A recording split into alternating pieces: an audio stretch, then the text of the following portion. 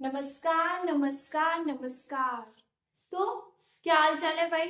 Pre board start हो गए और इसी चक्कर से आप लोग यहाँ पर आ गए कि चलो देख लेते हैं प्री बोर्ड्स की कैसी स्ट्रेटेजी है भाई।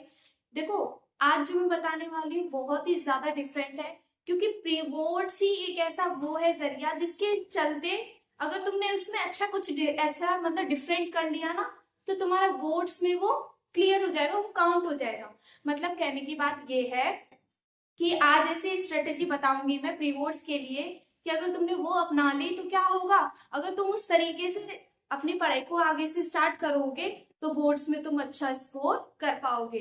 तो फिर देर किस बात की है, अपनी टैगलाइन के साथ let's together make your achievement real, so let's get started.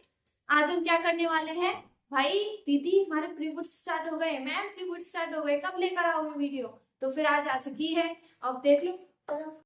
भले ही तुम लोग को दिख रहे हो लेकिन 5 पॉइंट्स, लेकिन है बहुत ही धमाकेदार।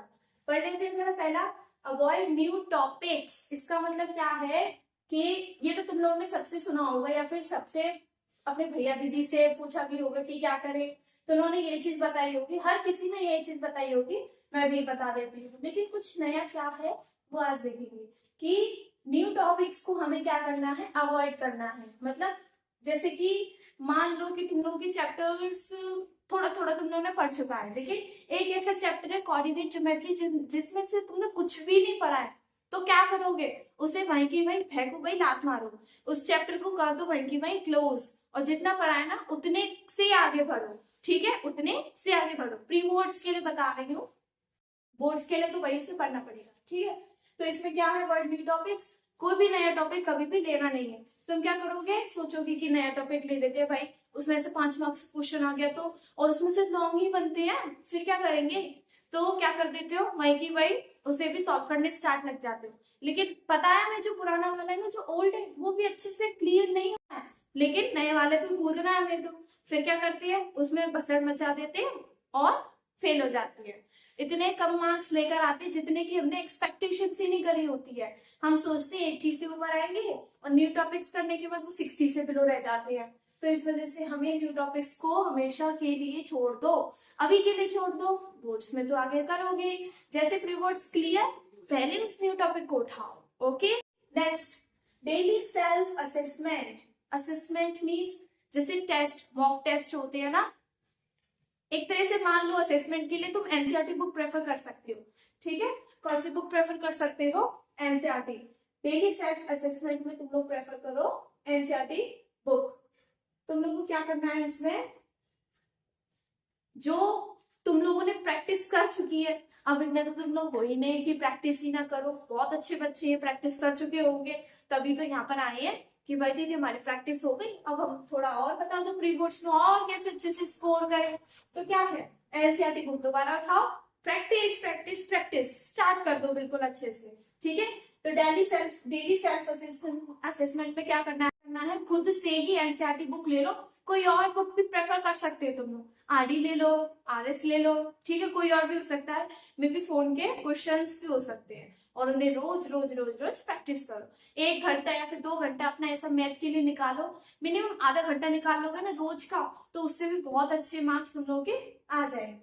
थर्ड है, रिवाइज की कॉन्सेप्ट स्मार्टली। स्मार्टली क्यों लिखा है, स्मार्टली का मतलब ये है कि मैंने तुम लोगों को पहले ही बताया था कि उन टॉपिक्स को ज्यादा अच्छे से करो जिसमें क्या है, जो ज्यादा स्कोरिंग है, जिनके ज्यादा क्वेश्चंस आते हैं, जो ज्यादा मार्क्स लेकर आते हैं। तो मैं तुम लोगों से फिर बोल रही हूँ कि उन टॉपिक्स को ज्यादा करो जिनके जिनके क्वेश्चंस ज्यादा आते हैं।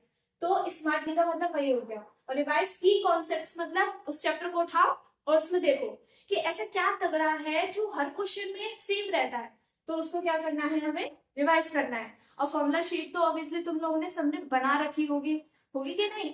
इतने तो हो टैलेंटेड कि भाई एक जगह अगर हम फॉर्मूले रख लेंगे तो हमें क्या मिलेगी, आसानी मिलेगी।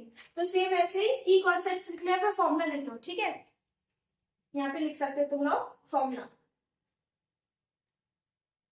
और एक और बात, इसमें क्या और ऐड कर सकते हैं, तुम लोगों ने नोट्स बनाए होंगे कि नहीं बनाए होंगे। नोट्स इन द सेंस कि जैसे पहले हमने लिखा है ये थ्योरी, सेक्शन फॉर्मूले का जैसे प्रूफ होता है ना, वो तो आता नहीं है, लेकिन फॉर्मूला लिख लिया है हमने, ठीक है। ट्रिग्नोमेट्री के हमने बनाए, एक पेज के नोट से बनते बनते हैं। रेशियो के, आइडेंटिटी के फॉर्मूले बनाए ना, रेशियो के, आइडेंटिटीज के, तो उन्हें क्या करना है, रोज रोज रिवाइज करना है। रोज रोज रिवाइज मत करो भले, लेकिन क्वेश्चन तो रोज कर रहे हो ना, तो इससे क्या होगा, क्या होगा, जो फॉर्मूले है ना, जो तुम लोग सोचते हो कि आज भी याद करने, कल भी याद करने, वो तुम्हें रोज याद होते चले जाएंगे क्वेश्चन प्रैक्टिस के समय। क्योंकि ऐसा क्या होता है कि जैसे हमने सोचा कि इस टाइप के क्वेश्चंस 5 करेंगे, तो पहले क्वेश्चन में हमें नीट पढ़ के देखने के, पीछे पलटने की। दूसरे में हमने सोचा ऊपर लिख लेते आराम से। तीसरे में पेज पलट गया तो थोड़ा सोचा, याद किया। चौथे में तो आराम से याद आ गया कि भाई ये तो हो गया क्वेश्चन। और पांचवें में तो एकदम इजी तरीके से उस क्वेश्चन को कर दिया सॉल्व। तो ये रिवाइज की कॉन्सेप्ट्स में क्या करना है, अच्छे से फॉर्मूला करो, नोट्स को रिवाइज। तुम लोगों ने माइंड मैप्स बनाए होंगे तो उनको रिवाइज करो अच्छे से, ठीक है। जैसे माइंड मैप्स होते हैं ना, कोऑर्डिनेट में सबसे पहले डिस्टेंस, फिर मिड पॉइंट, फिर सेक्शन, कुछ इस तरीके से। फोर्थ है practice past papers. Practice past papers, past papers means क्या होता है, वही sample paper, PYQs and mock test. देखो मैथ्स की तो पीवाईक्यू सीरीज हमारी चल रही है, वो तो आप लोगों को पता है, आप देख भी रहे होंगे, ठीक है। किसी और अगर सब्जेक्ट की जानी मतलब चाहिए तुम लोगों को पीवाईक्यूज, तो वो भी हमारे चैनल पे ही अवेलेबल है, ठीक है। किसी और पे जाने की जरूरत नहीं है अगर अच्छे से करनी है तो, ठीक है। फिजिक्स की, केमिस्ट्री है, बायोलॉजी ऑल्सो। इसमें वही बोला है कि अच्छे से ज्यादा क्या करो, पीवाईक्यूज कंप्लीट करो, मॉक टेस्ट दो, सैंपल पेपर्स करो। और मैंने पहले ही बताया था कि सबसे पहली स्टेज कौन सी होती है, पीवाईक्यूज की। किसकी होती है, पीवाईक्यूज की। पीवाईक्यूज के बाद जाते हैं हम सैंपल पेपर्स पे। क्यों, क्योंकि पीवाईक्यूज करने के बाद वही क्वेश्चन सैंपल पेपर में आते हैं जो कि हमने पीवाईक्यूज में कर रखे होते हैं। फिर मॉक टेस्ट में तो हमारे 100% मार्क्स स्कोर ही हो जाते हैं, क्योंकि हमने दोनों स्टेजेस पार कर लिए। Practice past papers. अब ज्यादा से ज्यादा मैं मेरी मानो तो तुम लोग एक काम करो, वही क्वेश्चन ज्यादा रिपीट करो जो ज्यादा बार आए हो। एनसीईआरटी से ले लो, किसी मॉक टेस्ट से ले लो, या फिर हमारे पीवाईक्यू से ले लो, ठीक है। वर्क ऑन टाइम मैनेजमेंट, ये बहुत ज्यादा इंपॉर्टेंट है कि टाइम मैनेजमेंट कैसे करें। और इसकी टाइम मैनेजमेंट की वीडियो हमारे चैनल पे भी डली हुई है, तो आप अच्छे से उसे देख सकते हैं। और जिन बच्चों ने देखी है वो तो इसका मतलब समझ ही रहे हैं। ये भी नहीं समझ में आता ना कि इन सारे पॉइंट्स को हम कैसे, किस दिन या फिर किस टाइम पे क्लियर कर दें। तो वो हर चीज टाइम मैनेजमेंट से ही होती है। किससे होती है, टाइम मैनेजमेंट से। अगर टाइम मैनेजमेंट आता है तो ये सारी चीजें एकदम बेस्ट परफेक्ट तरीके से हो जाएंगी, इतना सा भी टाइम वेस्ट नहीं होगा। लेकिन अगर ये नहीं आता तो कुछ नहीं आता, ठीक है। तो इसकी पहले वीडियो देखकर आओ, फिर इन्हें आगे समझो, ओके। तो टाइम मैनेजमेंट का मतलब क्या है कि इतना सा भी टाइम वेस्ट नहीं करना है इस टाइम पे। अच्छी बात है तुम लोग आधे घंटे, 5 मिनट या फिर 15 मिनट फोन चला लो, बहुत अच्छी बात है। टीवी देख लो, खेलने चले जाओ, ये बहुत जरूरी है। अभी के समय में ये जो डेली एक्टिविटी होती है ना, ये भी जरूरी है, क्योंकि प्री बोर्ड्स की टेंशन ही इतनी सारी होती है, स्ट्रेस इतना सारा होता है कि कुछ याद ही नहीं रहता है। मेंटल फिजिकल हम क्या हो चुके होते हैं, बिल्कुल वीक हो चुके होते हैं। तो इस वजह से टाइम मैनेजमेंट को भी फॉलो करना जरूरी है कि हमने इस टाइम पे ये कर लिया, अब इस टाइम पे ये करना है, ठीक है। इस टाइम पे थोड़ा रेस्ट ले लिया, अदर सब्जेक्ट को भी तो देखना है, उसकी पीवाईक्यूज तो भी देखने। तो टाइम मैनेजमेंट यही बताता है तुम लोगों को। और एक और बात कि भाई ये तो कर लिए, प्री बोर्ड्स भी हमने चलो फोड़ लिए, लेकिन मान लो किसी के मार्क्स नहीं आ पाए तो ज्यादा स्ट्रेस मत होना, वो बच्चा बिल्कुल भी नहीं होना कि हमने तो सोची थी 80 आएंगे लेकिन हमारे तो ये 70 रह गए। 70 क्या है, वो तुम्हारी ही मेहनत है। एक्सपेक्टेशन 80 भले ही थी, लेकिन 70 भी तो था ना, कि तुम्हें पता था कि 80 आ सकते हैं, लेकिन इतना तो नहीं था कि इतने कमाएंगे। 70 फिर भी आ गए, तो तुम लोगों को क्या करना है, ये तो और अच्छी बात है। और अच्छे से प्रैक्टिस करो, उन टॉपिक्स को ज्यादा करो ना अब, मतलब प्री बोर्ड्स के बाद जो छोड़ दिए थे तुम लोगों ने, फिर उसके बाद करना प्रैक्टिस। ऐसे ही करोगे ना तो बस, और तुम लोगों का कॉन्फिडेंस अपने आप बूस्ट हो जाएगा कि हाँ मैंने इस बार प्री बोर्ड्स में बहुत अच्छा किया।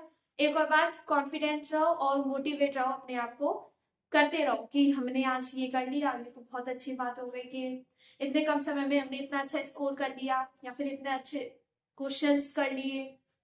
और एक और बात, स्टे हेल्दी, हेल्दी भी रहो भाई। भले मैंने यहाँ पे लिखे नहीं है वो पॉइंट्स, लेकिन ये तुम लोगों को खुद ही पता है, डेवलप करने है माइंड से कि हाँ हेल्दी रहना भी जरूरी है, रहोगे तभी तो इन सबको फॉलो कर पाओगे, ठीक है। और अदर सब्जेक्ट के लिए भी टाइम निकालो, मैथ के मत दो इतना ज्यादा टाइम, मेजर है भले पता है, 1 घंटे या फिर आधा घंटा दे दोगे रोज का तो अच्छे से पार हो जाएगी, नहीं है, ठीक है। तो प्री बोर्ड्स में इतना अच्छा करके आना, इन 5 टिप्स को फॉलो करने के बाद, ओके। अच्छे से प्रैक्टिस करना मैथ्स की, और कोई डाउट हो तो आप लोग पूछ सकते हो कमेंट सेक्शन में, ओके। तो और पीवाईस की उसके लिए हमारे चैनल पे भी आ सकते हो। Thank you.